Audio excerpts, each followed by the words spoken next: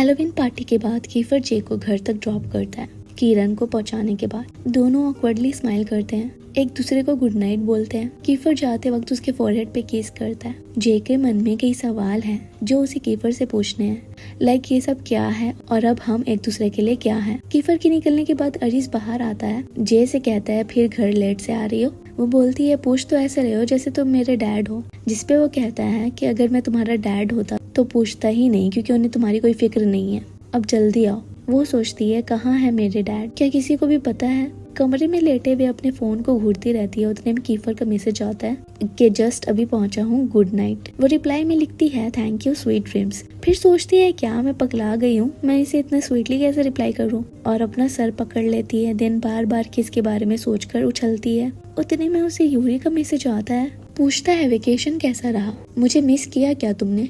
वो फिर से सर पकड़कर सोचती है क्या ये दोनों ही मुझे लाइक करते हैं, ये एला वाला किस्सा हो गया, ये तो बहुत बड़ी प्रॉब्लम हो जाएगी, या फिर मैं कुछ ज्यादा ही सोच रही हूँ। और अपने मन को समझाने लगती है कि नहीं ऐसा कुछ भी नहीं है। फिर किसी का मैसेज आता है, उसे लगता है यार ये दोनों भी ना, पर देखती है तो कोई अननोन नंबर से होता है, जो कि पर्सी का मैसेज था, जो उसे स्कूल के बाद जरूरी बात करने के लिए मिलने को बुला रहा था। वो पूछती है किस बारे में, जिसपे वो रिप्लाई देता है तुम्हारे बायोलॉजिकल ब्रदर के बारे में। रिजल्ट मेन बिल्डिंग में लगा होता है और जे नर्वस है खुद से ज्यादा सीएन के रिजल्ट को लेकर कि कहीं उसके अच्छे मार्क्स आए तो चैलेंज पूरा करना पड़ेगा। उतने में ड्रू आता है और उससे 5000 पैसे उधार मांगता है इसी हफ्ते तक। वो पूछती है क्यों चाहिए, वो कहता है बस जरूरत है।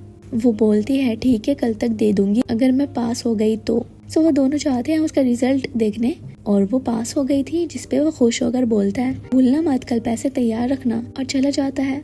उसके जाने के बाद वो सीएन का नंबर चेक करती है और उसके फुल मार्क्स आए होते हैं, जिसपे सीएन आकर कहता है याद है ना अपना वादा। वो पूछती है पर तुमने ये कैसे किया, पिछली बार तो इतने खराब मार्क्स आए थे। वो कहता है इस बार मैंने मेहनत की और वैसे भी मैं जीनियस हूँ, चलो मैं चलता हूँ, अपना डील मत भूलना। उतने में यूरी आता है, पूछता है तुमने मेरा मैसेज का रिप्लाई क्यों नहीं किया, पर वो उसे अवॉइड करके सीएन के पीछे भागने लगती है। क्लास में कीफर को देखकर उसको भी नजरअंदाज करने लगती है। वो पूछता है ओ कहाँ चली, क्या मुझे अवॉइड कर रही हो उसकी। उतने में वो उसका मुंह बंद करती है। सीएन भी आकर अपने डील की याद दिलाता है, वो उसे भी चुप कराती है। सीएन से बोलती है अरे मैं कान में बोल देती हूँ ना तुम्हें। वो कहते हैं नहीं जाओ अभी करो। सब बोलते हैं वही सीएन तुम जे को परेशान कर रहे हो। सीएन कहता है नहीं तो आज जे कुछ अनाउंस करने वाली है, हमारे बीच डील हुई थी अगर मैं एग्जाम में 100 मार्क्स लाऊंगा तो ये जिसे पसंद करती है उसे सबके सामने किस करेगी। सब तो उसे चिढ़ाने लगते हैं ये बोलकर कि यार जे I know I am your type. कलिक्स बोलता है मेरे पास मीका है सॉरी। बाकी कहने लगते हैं नहीं ये तो मैं ही हूँ, जे मुझे लाइक करती है।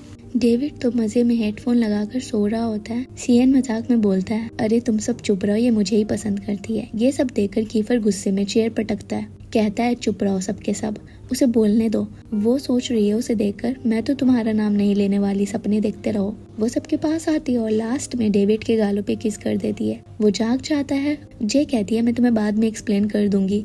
सारे बॉयज डेविड को दौड़ाने लगते हैं। उतने में पर्सी जे को मॉल में बुलाता है। वो मैसेज देकर परेशान हो जाती है, नर्वस होती है। अब फाइनली उसे अपने भाई के बारे में पता लगेगा। वहीं कीफर बस उसे घूरता रहता है, देन यूरी भी। वो मॉल के बाहर पहुंचती है। पर्सी कॉल करके कहता है मैं नहीं मिल सकता अभी तुमसे क्योंकि तुम्हारे दोस्तों ने तुम्हारा पीछा किया है। वो यहाँ वहाँ देखती है और उसकी नजर झाड़ियों में छुपे बॉयज पे पड़ती है। वो उससे पूछती है क्या तुम फेलिक्स के भाई हो। वो कहता है हाँ, जिसपे वो बोलती है पर ऐसे कैसे हो सकता है, सब सोचते हैं तुम मर गए। वो बोलता है हाँ मैं जिंदा हूँ, ये बहुत लंबी कहानी है। वो पूछती है क्या तुम मेरे सगे भाई हो। वो कहता है तुम्हारा भाई हमेशा से तुम्हारे पास है। उसे कुछ समझ नहीं आता। वो कहता है तुम्हारे आसपास के लोगों ने तुमसे कई राज छुपाए हैं। ये कहते ही वो फोन कट कर देता है। वो रोने लगती है, जिसे देखकर सब बाहर आ जाते हैं। पूछते हैं क्या प्रॉब्लम है, रो क्यों रही हो। वो कहती है तुम सब हो मेरी प्रॉब्लम, तुम लोगों ने मुझे फॉलो क्यों किया, पर्सी तुम लोगों की वजह से नहीं आया, आखिर उसके साथ हुआ क्या था। फेलिक्स सबको घर लाता है।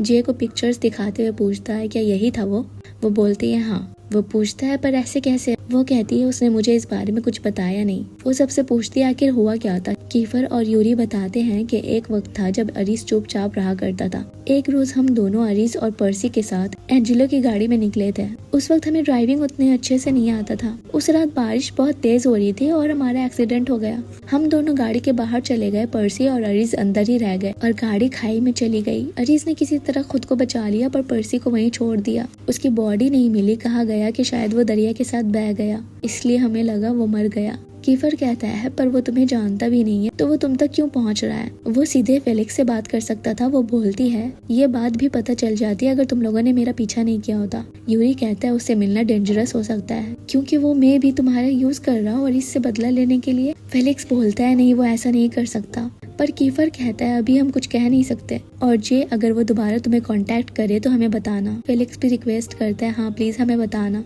वो कहती है ठीक है मैं तुम्हें बताऊंगी। जे अपने रूम में परेशान है फेलिक्स को लेकर और अरीस पे भी ट्रस्ट है कि वो ऐसा कुछ नहीं कर सकता।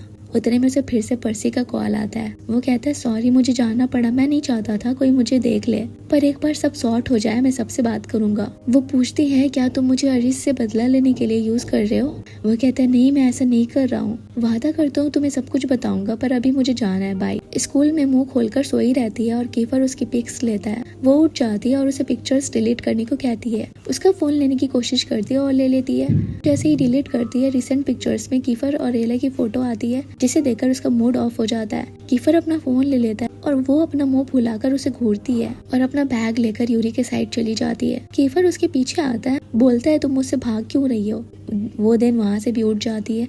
जे अपना सीट कीफर से दूर करती रहती है और यूरी अपना बेंच जे के पास करता रहता है। उतने में टीचर आ जाते हैं। क्लास खत्म होने के बाद अनाउंस करते हैं कि उन्हें यूनिवर्सिटी ऑफ हैमिल्टन ने इनवाइट किया है, जिसको भी अप्लाई करना है वो रेडी रहे। जे यूरी से पूछती है यही क्या है। वो बोलता है वो लोग साल में एक बार ग्रेजुएटिंग स्टूडेंट्स को इनवाइट करते हैं अपना यूनिवर्सिटी कैंपस दिखाने के लिए, सो डैट हम उसमें इनरोल करें। जिसे इनरोल करना होता है उसे रिक्वायरमेंट्स पास करने होंगे। टीचर वेवर देते हैं और उसमें गार्डियन का सिग्नेचर लाने को बोलते हैं। कीफर जो सो रहा था वो उसका वेवर उसके डेस्क पे रख देती है। यूरी जे को मारकर देते हुए बोलता है ले लो इससे बदला अपने पिक्चर्स का, तो वो भी उसकी मूछें बना देती है। सब तो मजे लेते हैं। जब उसकी आंख खुलती है तो सब उसको देखकर हंसने लगते हैं। वो पूछता है क्या हुआ है और जे से स्माइल करते हुए पूछता है क्या किया है तुमने मेरे साथ। वो अपने फोन की स्क्रीन में खुद को देखता है। यूरी जे का हाथ पकड़ लेता है। जे बोलती है यार तुम तो गद्दार निकले। कीफर मारकर से उसकी भी मूछें बना देता है। वो यूरी और कीफर को हंसते हुए देखकर सोचती है अच्छा है बस ये सब ऐसे ही रहे, फाइट ना करे। ड्रू जे को बुलाकर उससे पैसे मांगता है। वो दे देती है। जे घर लौटती है तो वहाँ मीका, फ्रेया, एला और अरीस कुछ असाइनमेंट कर रहे होते हैं और फ्रेया कीको के एक्सपेल होने पे भी उसे ही ब्लेम करती है, जिसपे अरीस कहता है कीको अपनी हरकतों से निकला है। जे मीका से पूछती है ग्रेस कहाँ है। वो कहती है वो थेरेपी के लिए गई है। वहीं एला मीठी छुरी बनने लगती है। कहती है जे तुमने कुछ खाया, आओ हमें ज्वाइन करो। वो बोलती है नहीं मेरा पेट भरा है थैंक यू। वो एला को दूर से देखते हुए सोचती है ये तो कितनी प्रीटी है, कोई दाग नहीं है, कोई धब्बे नहीं है, हंसती भी है तो कितनी ब्यूटीफुल लगती है। मैं हंसती हूँ तो गधी लगती हूँ, मैं इसके साथ कैसे कंप्लीट करूंगी। और वो कीफर जिसने मुझे वो ट्रॉफी दी पर उसे अभी भी एला चाहिए। ऑफ कोर्स उसके लिए वो किस कुछ नहीं होगा। स्कूल में सब हैमिल्टन को लेकर एक्साइटेड है। वहीं जे को फिर से अननोन नंबर से कॉल आता है। वो रिसीव करती है। वो ड्रू होता है जो आज स्कूल में फिर से एब्सेंट था। वो उसे फिर से पैसे उधार मांगता है। वो पूछती है पर पहले के पैसे क्या हुए। वो कहते हैं इमरजेंसी में चले गए, मैं अभी किंग्स ग्राउंड में हूँ। किंग्स ग्राउंड का नाम सुनकर वहाँ आ रहा यूरी उससे पूछता है। वो बताती है ड्रू वहीं पे है। वो कहता है वहाँ खतरा है, मैं ड्रू को लेकर आता हूँ। जे जिद करती है उसे भी अपने साथ ले चले। वो जाते हैं वहाँ। एक लड़का कहता है यूरी से भाई फिर से दिल टूटा है क्या, यहाँ कैसे। वो कहता है टाइगर है यहाँ पे। वो कहता है हाँ पासपोर्ट बताओ।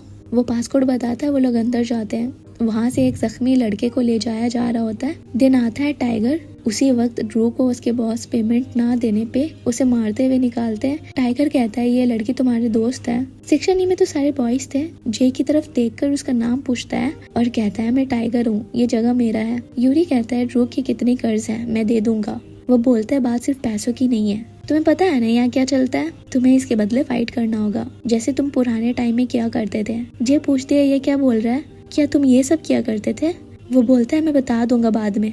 अंदर जाते हैं। वहाँ फाइटिंग चल रही होती है, बेटिंग लग रही है। इसी बेटिंग की वजह से ड्रू के इतने उधार हो गए। वहीं यूरी को फाइट के लिए रेडी होने को कहा जाता है। वहीं कीफर रोरी और एड्रिक्स के साथ मिलकर जे के लिए कुछ खाने को लेने गया था और उसे कॉल लगाता है पर वो उठाती नहीं है। उसे यहाँ यूरी की फिक्र हो रही थी। कीफर जे की कॉल आंसर ना करने पे परेशान है। रोरी से उसका पता लगाने को बोलता है। एड्रिक्स भी ट्राई करता है, बताता है कि वो किंग्स ग्राउंड में है अभी। तो वो लोग जल्दी से वहाँ जाने के लिए निकलते हैं। यूरी फाइट के लिए तैयार होता है और दिखाया जाता है कि लास्ट टाइम जब वो यहाँ आया था तो उसका सामना कीफर से हुआ था और उसने अपना सारा गुस्सा कीफर पे निकाला था क्योंकि वो एला के साथ रिलेशन में था उसके बजाय। पर उसने हार मान ली थी अपने बेस्ट फ्रेंड की वजह से।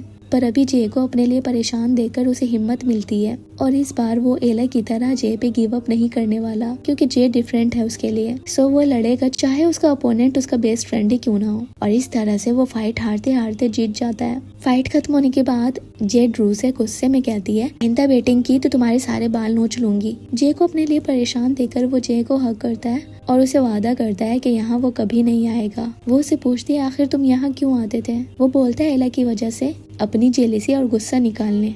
पर आखिर में कीफर ने मुझसे फाइट की, मुझे हराया, तब से मैं फिर से ठीक हो गया। अब मेरे जख्म भर गए हैं क्योंकि मैं अब एला के बारे में नहीं सोचता। ड्रू तो मजे में दोनों की बातें सुन रहा होता है। उतने में कीफर भी पहुंच जाता है। रोरी और रेड्रिक्स को बाहर रहने का बोलकर अंदर जाता है और यहाँ पे टाइगर बोलता है, अभी रुको, एक और फाइट, फिर मैं तुम लोग को जाने दे दूंगा। कीफर आता है और आते ही ड्रू को एक मुक्का लगाता है। बोलता है, तुम्हारी हिम्मत कैसे हुई जे को यहाँ तक लाने की? टाइगर बोलता है, कीफर एनर्जी बचा कर रखो, अभी फाइट बाकी है। पर वो जे का हाथ पकड़कर जाने लगता है और उसे बोलता है, ये बहुत खतरनाक जगह है, मुझे तुम्हारी फिक्र हो रही थी। जे बोलती है, तुम फिर से मेरी फीलिंग्स के साथ खेल रहे हो। वो कहता है, तुम भी मुझे बहुत कंफ्यूज कर रही हो। उसका हाथ पकड़ता है और जाने लगता है, पर उसे रोका जाता है। तो वो उस लड़के को मुक्के मारकर भागने लगता है। साथ यूरी और ड्रू भी होते हैं। कीफर को जे का हाथ पकड़कर भागता देख एक लड़का जो गार्ड कर रहा था वो तो बहुत इमोशनल हो जाता है और यूरी फिर से अपने आप को अकेला पाता है।